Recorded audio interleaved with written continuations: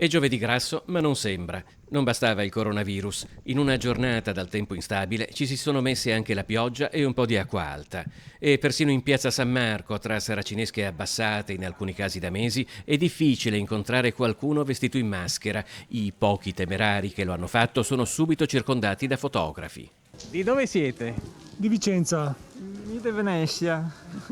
Cioè, siete stati più coraggiosi della pioggia. Eh sì, il carnevale non deve morire, per cui deve essere sempre vivo, anche col Covid, secondo me. E quante maschere avete visto in giro? Quante maschere abbiamo visto? Bah, io e lui intanto. I costumi ve li fate voi? Questo è tutto un costume fatto tutto da me, maschera compresa. Poco dopo i due amici vicentini fanno la conoscenza della terza ed ultima maschera presente in piazza San Marco a mezzogiorno del giovedì grasso 2021. Di dov'è? E io vivo qui a Venezia, originaria albanese.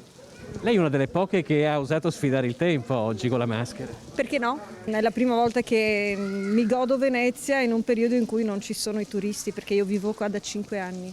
Questo costume chi gliel'ha fatto?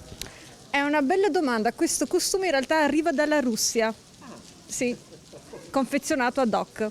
Sicuramente queste non sono le uniche maschere in giro per la città, ma per un attimo il giovedì grasso del Carnevale di Venezia sembra essere contenuto tutto in questi 20 metri, accanto a due bancarelle di maschere, i cui titolari non esultano certo per le vendite odierne, e ad un gruppo di fotografi amatoriali trevigiani arrivati in laguna armati di teleobiettivo con ben altre aspettative. Avevo un contatto con 2 o 3 maschere, ma non sono arrivate e purtroppo...